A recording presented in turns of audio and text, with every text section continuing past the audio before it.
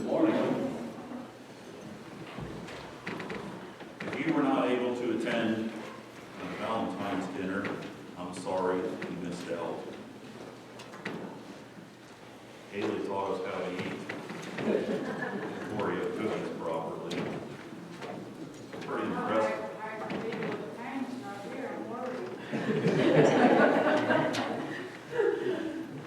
Well, their biggest problem is that they had had way too good a time, and now they're having to recover.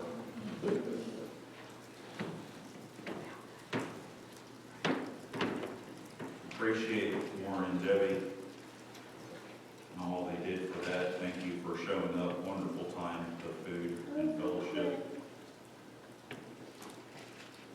Many of you asked me, what did I do to my face? Listen, I'm going to talk to your parents. I don't walk around here asking what happened to your face.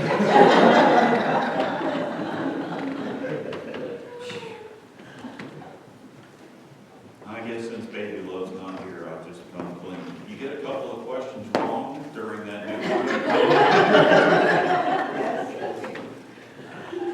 better be careful, fellas.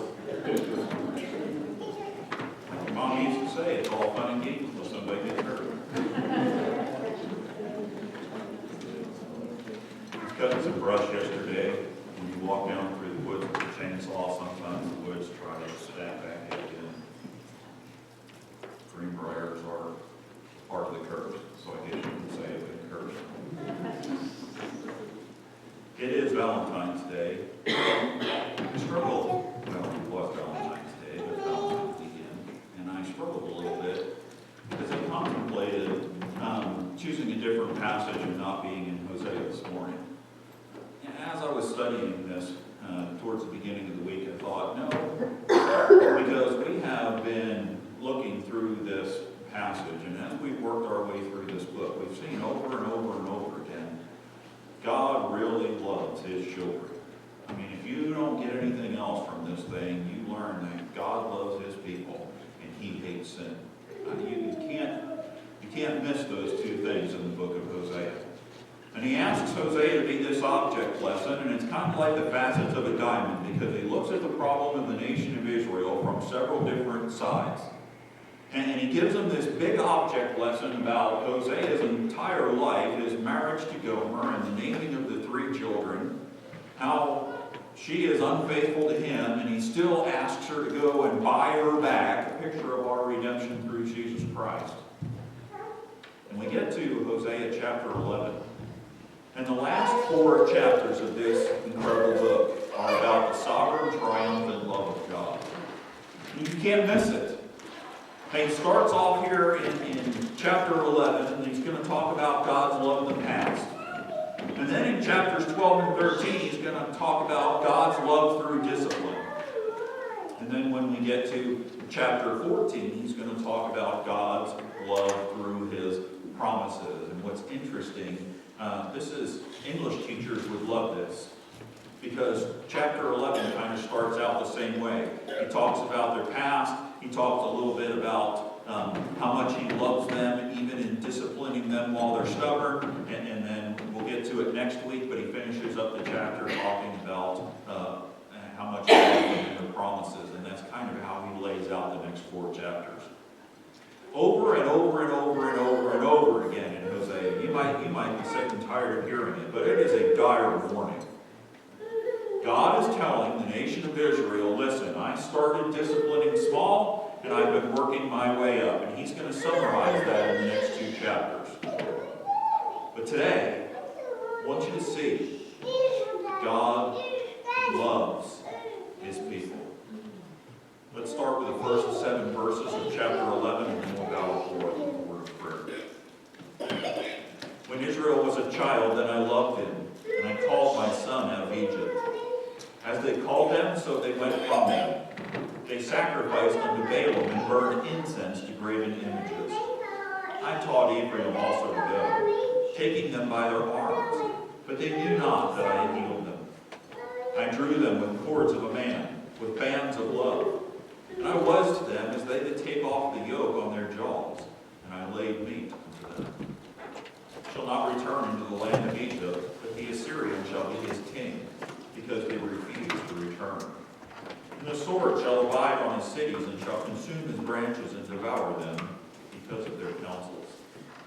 my people are bent to backsliding from me.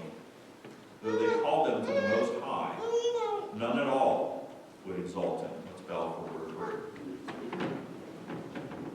Father, we thank you that over and over and over again, in your reminder of how much you hate sin in these earlier chapters, you have constantly poured out your love upon the nation of Israel. And we're reminded that even though we like sheep have gone astray, and even though our tendency, as we're going to see later, and our bent is towards sin, that you do not destroy us quickly. You continue to work, to guide, to direct, to encourage us to come back, to do that which you know to be best for us in our lives. Help us to learn a great deal about your character. Help us to learn a great deal about your care. Help us to appreciate your love this morning. In Jesus' name we pray. Amen. Starts off here in the first two verses, and he's going to talk to them. And he doesn't come out and say like you would expect, I love you, I love you, I love you. He doesn't say it in German and Swahili and Greek. And what he does is he's going to go back through here and he's going to say, the proof of my love is in. And he goes through and he gives a whole bunch of different instances where he proves how much he loves them. In the first two verses, the proof is in the Exodus from Egypt. Look at verse 1. When Israel was a child, then I loved him. Now, this is an interesting picture that he paints. The firstborn son. Now, there's a lot of things about the Exodus from Egypt that you might not pick up on. We're going to look at some passages together and this morning and maybe hopefully tie the picture a little bit closer together. This word child means from infant to adolescent. Okay? The growing years, the informative years, the child training years. If you weren't here in Sunday school, Lance was talking about how important that was with Moses this morning. Vital. Absolutely vital. God says, when Israel was a child, I didn't leave him as a latchkey kid. I didn't abandon him down in Egypt. I loved him when he was a child. You say, how? Well, number one, he provided Joseph. Delivered them from the famine, and he set them up in the best of the land of Egypt. It's interesting to me, it's amazing to me that sometimes we read through these accounts of what happened, and our minds don't actually stop for a minute and really appreciate what God's doing. And again, Sunday school was fantastic this morning because Lance has been bringing that out. Listen, amazing, amazing, amazing that God would take Pharaoh, who has tried 4 different ways to be harsh and get rid of Hebrews and limit them because he's afraid of how mighty they're becoming. And God's going to turn around and use Pharaoh to raise up the one who's actually going to deliver them from him. Now think about that for a minute. That's incredible. Over and over and over again in the Bible, that's the way God works. He raises up Joseph. Brothers hate him. You have all this family conflict, and yet he uses this dysfunctional family to send Joseph on ahead down to Egypt, who is going to spend some miserable, miserable years there. He continues to grow in Potiphar's house. He helps the man become very wealthy. He's in charge of everything. And I guess as a slave, it's status, but think about it, folks. He went from the favored son of his dad to a slave in a nowhere land that nobody knows and cares about, as long as he does his job well. Wife lies about him, he finds himself in prison. He thinks he's getting out when you have the deliverance of the butler and killing of the baker. But no, 2 more miserable years go by in which we have almost nothing recorded except for Joseph makes the best of an awful situation. And then all of a sudden he's come and he's asked to interpret the dream of Pharaoh, and Pharaoh takes him from, you can't get any lower than a foreign slave who's been thrown in prison, and makes him number 2 in the country. Because that's how much God loved the nation of Israel. We know the whole scenario of how he worked, but eventually he moves the family down. Where do you put him? You put him in the land of Goshen. You talk about a mini land flowing with milk and honey. Go back and look up the land of Goshen in Egypt. You can't find a better spot for shepherds and for cattle herders. No wonder they grew and multiplied. He is blessing them and blessing them and blessing them. When Israel was a child, I loved them. And in the nation of Egypt, where they didn't have to worry about who was going to conquer them, they didn't have to worry about any of that stuff, he grew them into a nation that Egypt feared. One day Pharaoh woke up and he got to looking around and he said, no, wait a minute. Man, we go to war with somebody and these folks like them better than they like us. We're in trouble because we'll never beat them and the nation of Israel. We're going to have to do something about this. I got to tell you, folks, that's an incredible blessing. To have one nation rise within another nation, become so powerful and so threatening and so intimidating that you have to deal with them. Ever-present protection and provision. They were blessed in harsh conditions, and we saw that last week in Sunday school. Pharaoh says, I'm going to make you bond slaves, and he continued to grow. Well, I'm going to make it so harsh that you could care less about living, and they continue to grow. I'm going to kill your kids and tell them, and they continue to multiply. I'm going to start throwing them to the crocodiles and drowning them in the Nile. And they continue to grow and be blessed. And God says, listen, I've been dealing with you in Hosea's time, and I've had to spank your little rear end because you keep sticking your hand in the cookie jar, and you keep touching the stove, and you keep lying on me, and you keep running out at night when you're not supposed to, and you keep, and you keep, and you keep. But I want you to know that I have loved you from the time you were a little child. What an incredible love story. Turn real quickly to Psalm 25, verse 6.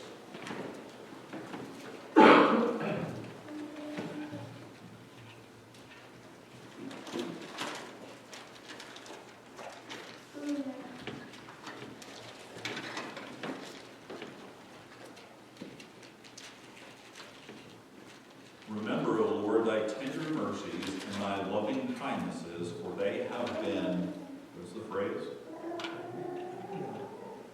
Are there times in your life when you looked at your life and you thought, man alive, why in the world is God doing this? Or maybe you weren't so blunt as to ask why he was doing this. Maybe you just looked at it and said, why are you allowing this to happen? Life sometimes gets hard. And the psalmist here looks at it and says, yeah, there may have been times when I had to go to the woodshed and get a whooping. But when I'm honest with myself and I look back at how God has dealt with me, I can say what Hosea is saying about the nation of Israel. Your tender mercies and your loving kindness have been ever consistent from old. In other words, when I was a child. God says, I might have to discipline you and it might get rough sometimes, but I want you to know something. I love you. Look at Exodus chapter 4, verse 22. We're going to be there before long in Sunday school.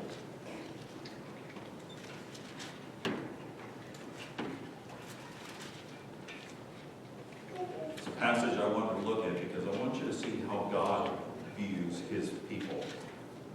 Verse 22 of Exodus chapter 4 and 23, it says, And thou shalt say unto Pharaoh, Thus saith the Lord, Israel is my son, even my firstborn. And I say unto thee, Let my son go, that he may serve me. And if thou refuse to let him go, behold, I will slay thy son, even thy firstborn. Here's the picture. You ready? Hosea is loaded with pictures and object lessons. Moses is going to go to Pharaoh, and when he wants Pharaoh to understand the relationship that he has with his people, he says to him, Nation of Israel, you look at them as nothing but slaves, and you have been making their life miserable these last however long. But I want you to know when I look on them, they are my son, my firstborn. You say, what's the big deal? You remember your firstborn? Your firstborn child, man, it's Pampers. After that, it's like loves. You know, half the price. And your firstborn, you have 57,000 pictures somewhere, maybe on those little old Kodak, you know, it pops out. You got truckloads of pictures. And that's the first 3 months. Child 2, yeah, you got 30 or 40, child 3 and 4, come graduation time, you're trying to find a dozen pictures to put a collage together for. Because life happens, right? That firstborn, you remember? You didn't know anything about raising kids. And the doctor takes that little baby and puts him in your arms, and you're sitting there thinking, whoa, I'm responsible for this? I mean, all of a sudden, motherhood and fatherhood slaps you in the face like a briar. Wakes you up a little. You pay really careful attention to that firstborn. Man, they fall, oh, did you get a little bruisey? Did you? Let mommy kiss him. And the second one's falling all over the place, and the first one's dragging them through the stones, and you're like, it'll be all right. Do you realize that when God looks down from heaven, you are His son, His firstborn? That's how much He loved the nation of Israel. In fact, He wanted Pharaoh to get the idea, and so when Moses goes to him and he says, listen, if you're not going to let my firstborn go so we can have a proper relationship, buddy, I'm going to tell you, I'm going to take your firstborn. Shame of it? Pharaoh didn't listen. He only got serious about letting the people go when it was so personal as to cost him his firstborn son. That's how personal God's relationship is with you. Let me ask you a question. How personal is my relationship with Him? Go back to Hosea. Look at the practice. It talks about their deliverance. We just saw how important it was, but He provides Moses for the Exodus. Amazing. I mean, if you just want to get shocked at what God is doing in the lives of His individuals, you just need to study how He worked in the early times of the nation of Israel. It's absolutely amazing. Moses is supposed to be killed by a midwife, but he isn't. He's supposed to be thrown in the Nile River. Instead, he's hidden for 3 months, and then he's put in a basket and trusted that things are going to work out. And God uses Pharaoh's daughter and actually uses Pharaoh's household to raise up this incredible God. I love the passage in Acts, because in Acts it says he was mighty in word and in deed. Until Moses was 40 years old, he was a mover and a shaker, folks. He was somebody. Man, that guy could have run for president in any country in the world, and he probably would have won hands down. He was a gifted orator. And then he spends 40 years on the backside of the desert forgetting about who he is and learning about who God is. And when God comes to him in the burning bush and He asks him to do something incredible, we don't see the Moses that marched out or fled out of Egypt. We see somebody stand there shaking and saying, you better pick somebody else. I can't do this. What happened to the mighty, gifted individual?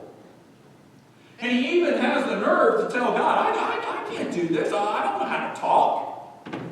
And in Acts it says he was a gifted orator. I can't imagine what it was like competing with him in speech class or in drama class. I mean, this guy moved people. He held people's attention. And he tells God, I don't know how to talk. Have Aaron do the talking.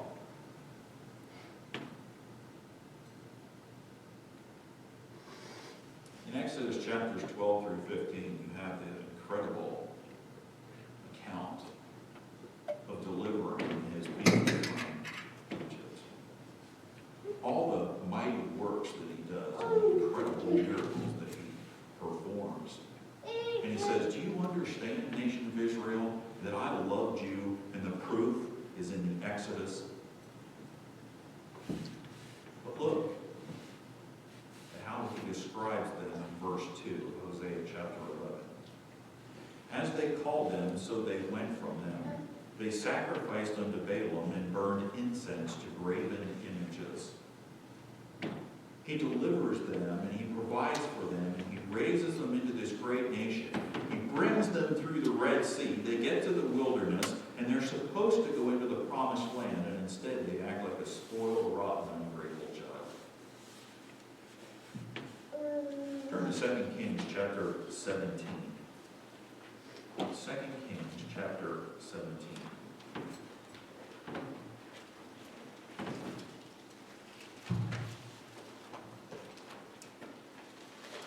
Do me a favor, we're going to read verses 13 through 16. And instead of listening to the account, I want you to listen to the heart of God. Yet the Lord testified against Israel and against Judah by all the prophets and by all the seers, saying, Turn ye from your evil ways, and keep my commandments and my statutes, according to all the law which I commanded your fathers, and which I sent to you by my servants and prophets. Notwithstanding, they would not hear, but hardened their necks, like to the necks of their fathers that did not believe in the Lord their God. And they rejected his statutes and his covenant that he had made with their fathers, and his testimonies which he testified against them. And they followed vanity and became vain, and went after the heathen that were round about them, concerning whom the Lord had charged them, that they should not do like them. And they left all the commandments of the Lord their God, and made them molten images, even 2 calves, and made a grove, and worshipped all the host of heaven, and served Baal. See, what's interesting is there's 2 great sins here, and we commit the same ones.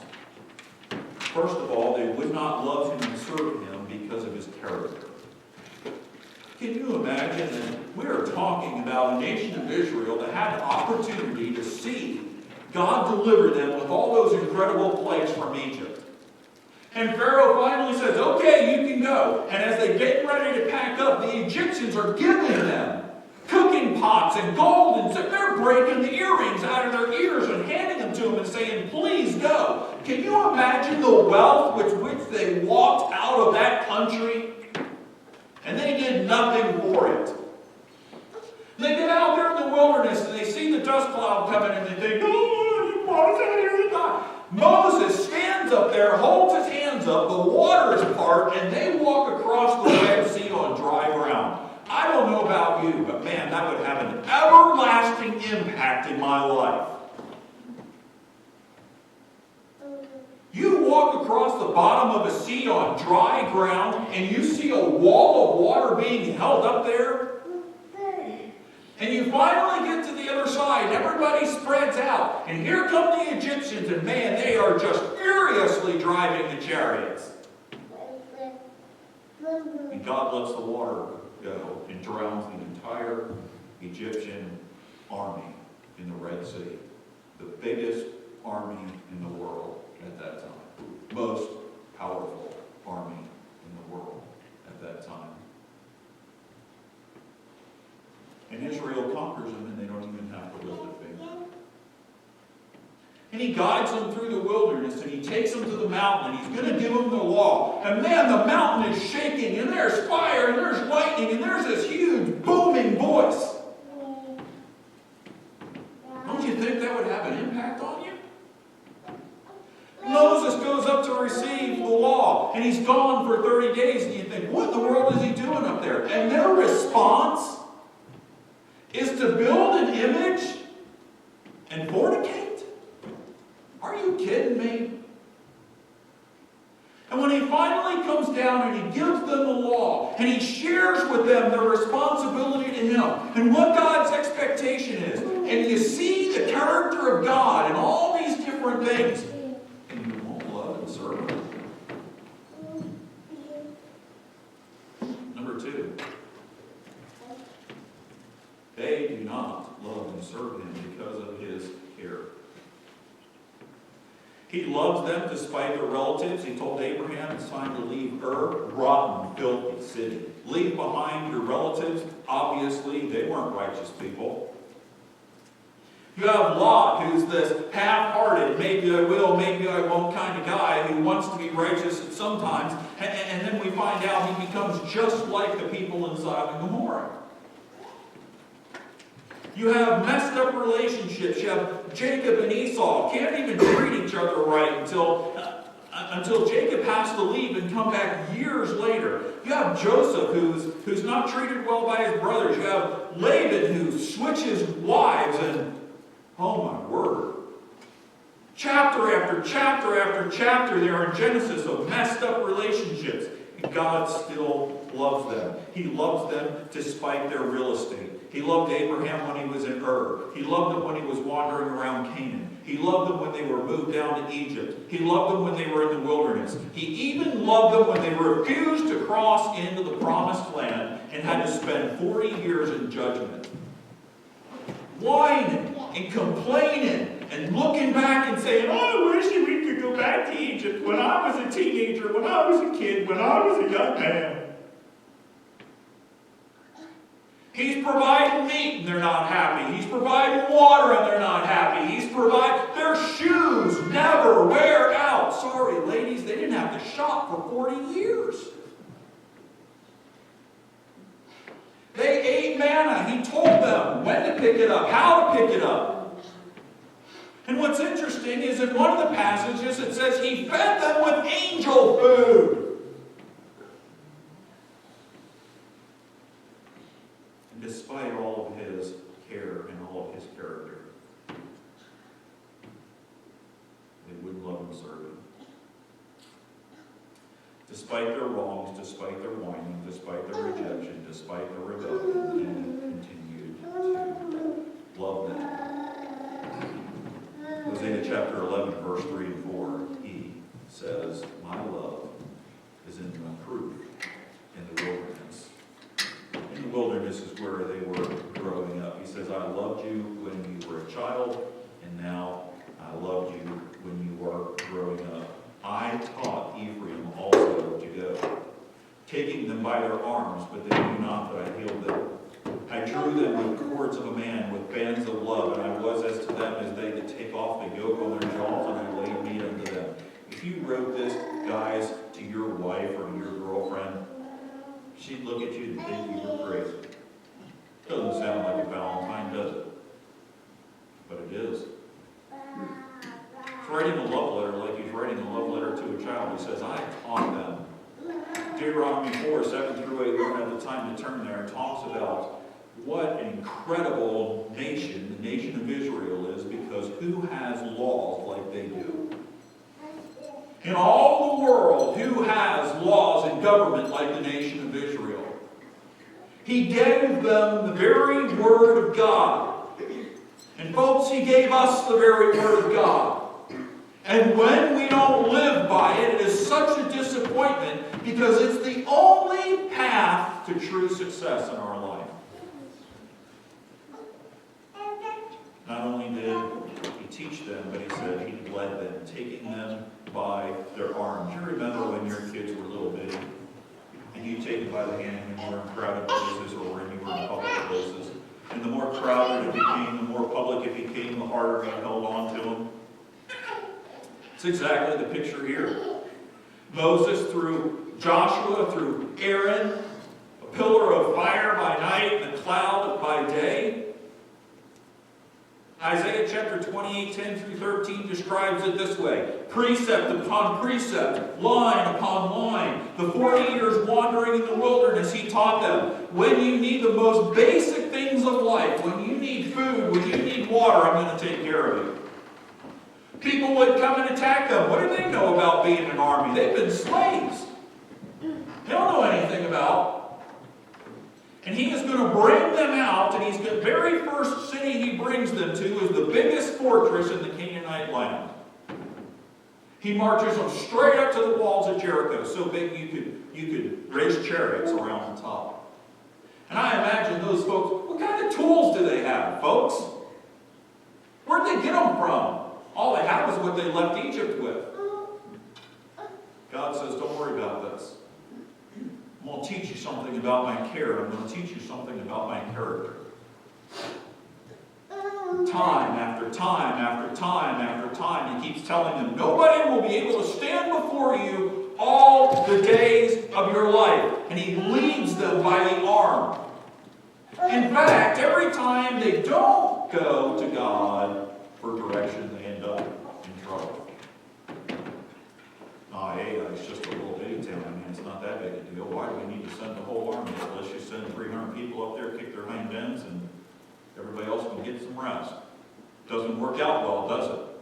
Because they forgot to ask for leadership from the one who takes them by the arm. You ever been hurt and had to have somebody to lean on to help you walk? I remember when I had eye surgery done. It's kind of a weird feeling. You can't really see it, but the little things over top of you and the light hurts your eyes. And weird feeling to be able to walk around and not be able to see properly. You don't want to bump into stuff. You don't want to fall flat on your face. And so you trust that someone is going to guide you and to keep you safe. And God's telling the nation of Israel, I loved you so much that when you couldn't find your own way, when you were worried about stumbling and falling flat, when you were worried about being lost in the crowd, I led you by the arm with my very personal touch. It says he healed them. He healed them, but they didn't know that he healed them. He healed them physically and spiritually. In Exodus chapter 15, verse 26, he tells them, when they come out from the nation of Israel, if you will be my people and I can be your God, I will not add to you the plagues that I have done to the nation of Israel. But they only credited Moses and they only credited Aaron. In fact, in their wandering, you have this guy who is supposed to be helping with the tabernacle, and he comes up to Moses one day and he says, well, I want to ask a question. Why are you the one who gets to talk to God all the time? Why are you the one that God talks to all the time? Why can't it be me? And why can't it be? And all these sons of Korah gather themselves together, and they come up, and it's like 250 of them, and they march up to Moses. Power to the people! And God opens the ground and swallows them.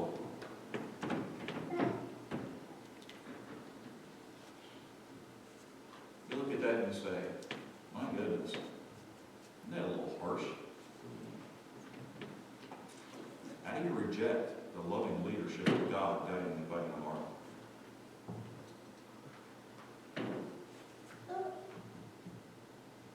He wooed them.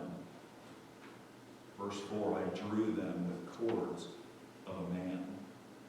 You say, what in the world? That doesn't sound like a Valentine. It's actually one of the sweetest passages we've seen in a long time. With bands of love. Bands of love. He drew them. He sought them. Jeremiah 31:3, Luke 19:10 does the same thing for us. He developed a relationship with them like Adam in the garden. Can you imagine? He creates Adam. And Adam's looking around and he sees all this beautiful provision. God comes down to walk with them and talk with them in the cool of the day. I would imagine that Adam just didn't automatically know everything. I would imagine he had to develop a relationship with God. God says, nation of Israel, do you realize that I wanted to develop the same type of relationship with you that I developed with Adam in the garden? I drew you, and with bands of love, I tried to develop a relationship with you. Delivered them, and then he cared for them. We'll look at verses 5 through 7.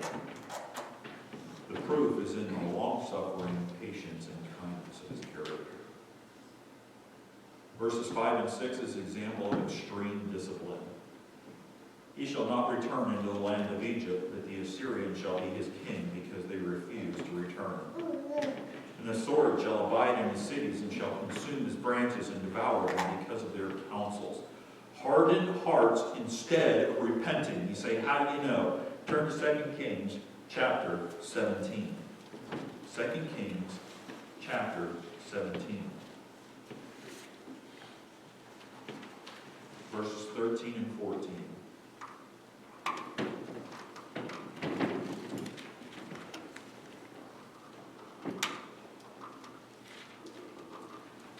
Yet the Lord testified against Israel and against Judah by all the prophets and by all the seers, saying, turn ye from your evil ways, and keep my commandments and my statutes according to all the law which I commanded your fathers, and which I sent to you by my servants the prophets.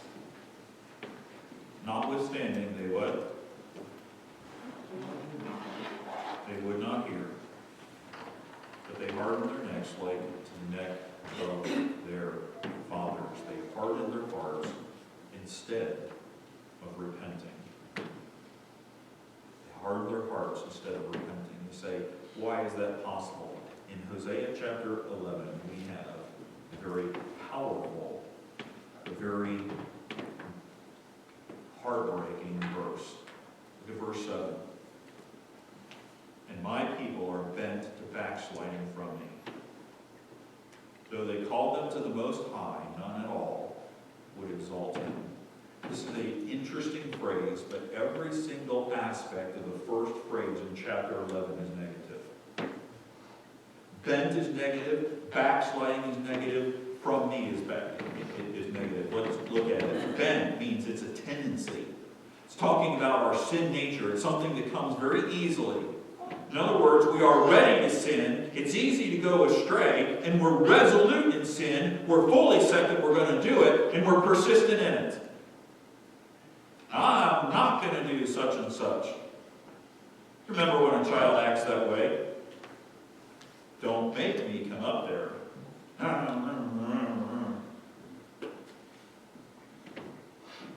Did you just talk to Mommy and Daddy that way? Sometimes we have to be taught the fear of our parents is a good thing. And sometimes we have to be taught the fear of the Lord, and it's a good thing. But how much better is it when we respond to Him out of love instead of responding to Him in fear? Backsliding, no steadfastness. Boy, you work through the New Testament and over and over and over again it talks about it. And having done all to stand, stand!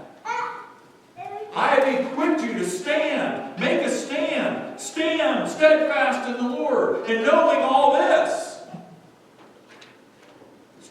This is the opposite, folks.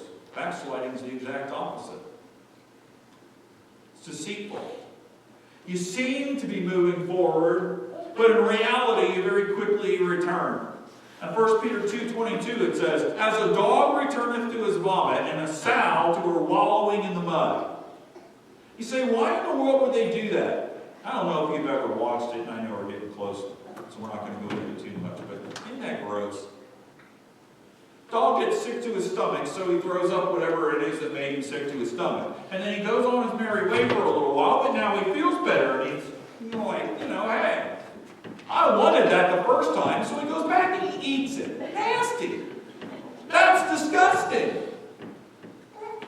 Hey, folks, that is exactly the way God feels about us returning to our sin. It made us sick. It did not satisfy us. It was not good for us in any way, shape, or form. And so we give it up and we come to Christ. But then we start getting our eyes off of Christ and we start looking around at the world, and all of a sudden the world looks good, and we go right back to the very thing that never satisfied us to begin with. Same picture of a pig returning to the mud.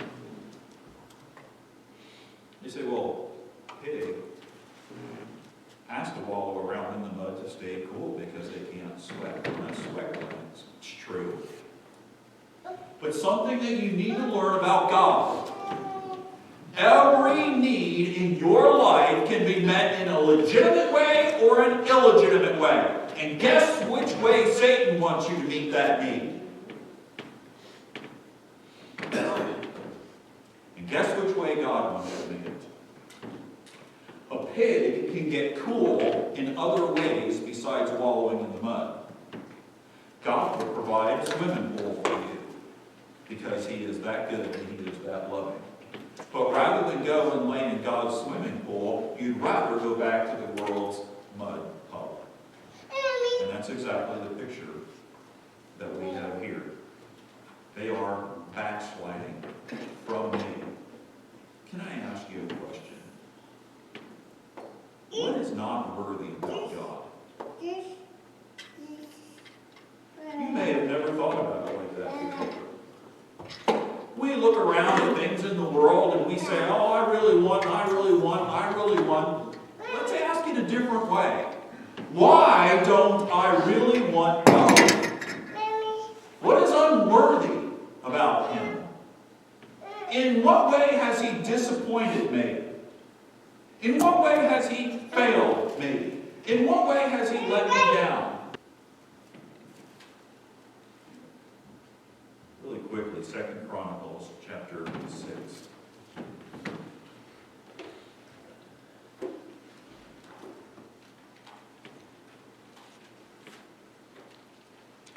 Starting in verse 24.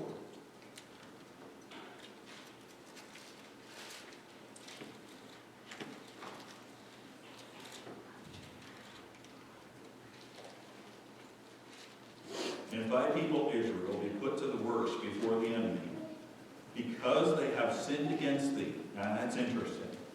Don't miss it. There is one reason that you get put to the worse before the enemy. Because he told Joshua, no one shall be able to stand before you all the days of your life. So the only reason they got their hind end whooped at Ai wasn't because God wasn't faithful. Because they'd sinned. If thy people Israel be put to the worse before the enemy, because they have sinned against thee, and shall return and confess thy name, and pray, and make supplication before thee in this house, then hear thou from the heavens, and forgive the sin of thy people Israel, and bring them again unto the land which thou gavest to them and to their fathers. When the heaven is shut up, and there is no rain, because they have sinned against thee, yet if they pray toward this place, and confess thy name, and turn from their sin, when thou dost afflict, then hear thou from heaven, and forgive the sins of thy servants and of thy people Israel, when thou hast taught them the good way, wherein they should walk, and set rain upon the land which thou hast given unto the people for an inheritance.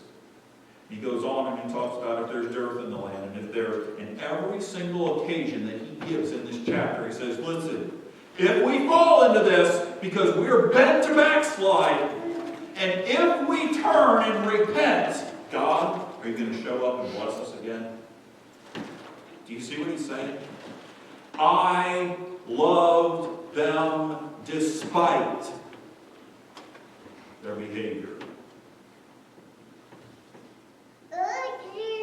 They refused to repent. You know what's interesting? Nehemiah 1:6 and 9:29 says the same thing. Jeremiah 14:7 says the same thing. All three people are coming in the nation of Israel and telling them, listen, God's fixing to take you out to the woodshed and give you a big whooping.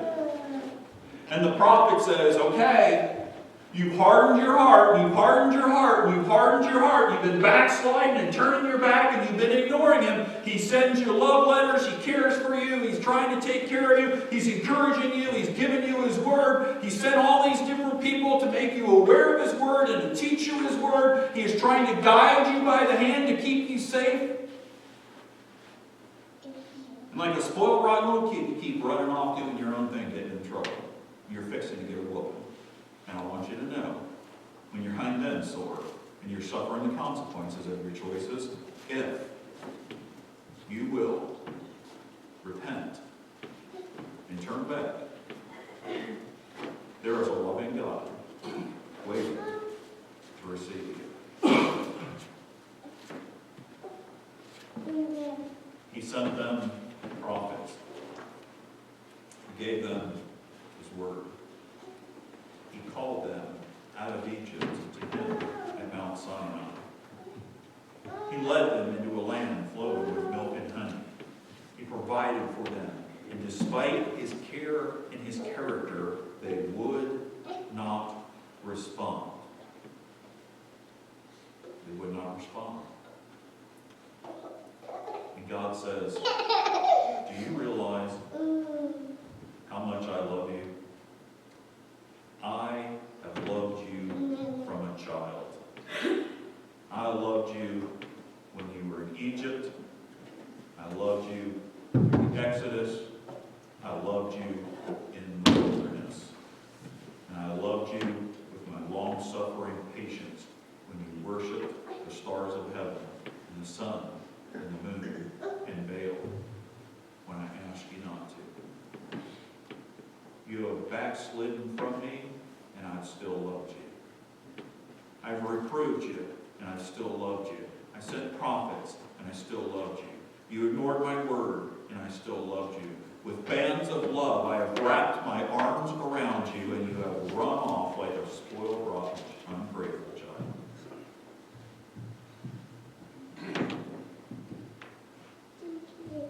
So in Hosea, chapter 11, verse 8, which we'll get to next week, he says the proof is in his promise. And he says, how shall I give thee up, Ephraim?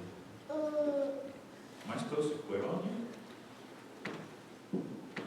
For all your running away from me, for all the heartache that you have caused, for all the going astray, for all the trouble you've gotten into, for all the consequences that you're dealing with, am I supposed to quit on you, Ephraim?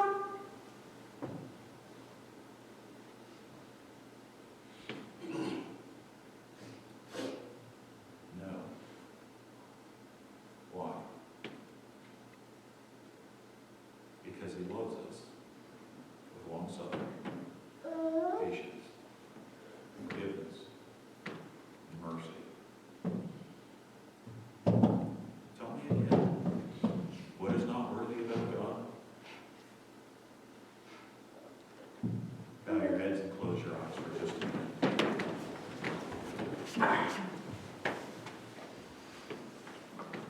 I'm not asking you to come down here. I'm not a Catholic priest. You don't need to confess to me anything. I already know. Can I tell you this, folks? God already knows. You might need to make something right with him.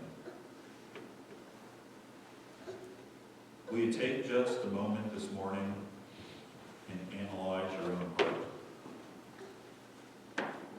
Why is it that God isn't worthy? What is it that is so appealing that draws our hearts away? What would keep you from trusting him in salvation? What does the world have to offer that's so much better than what God has to offer?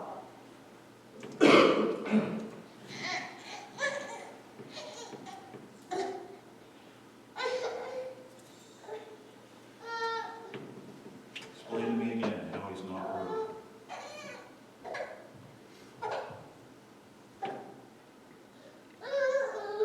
Father, thank you for your word.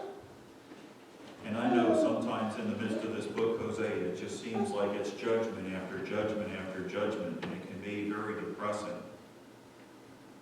But it's very important for us to understand how much you hate sin. Because if we understand how much you hate sin, then it seems such an amazing thing that you would send your beloved Son, Jesus Christ, to die on the cross of Calvary, to pay for the penalty of it. He certainly didn't deserve it. He didn't do anything wrong. The perfect, sinless Son of God, the only begotten, doing for me what I cannot do for myself. Why do I see you as so unworthy?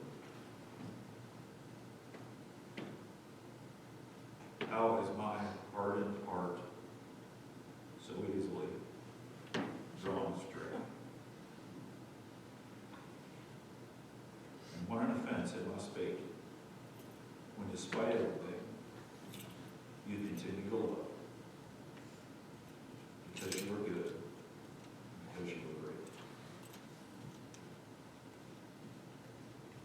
Father, touch our hearts this morning.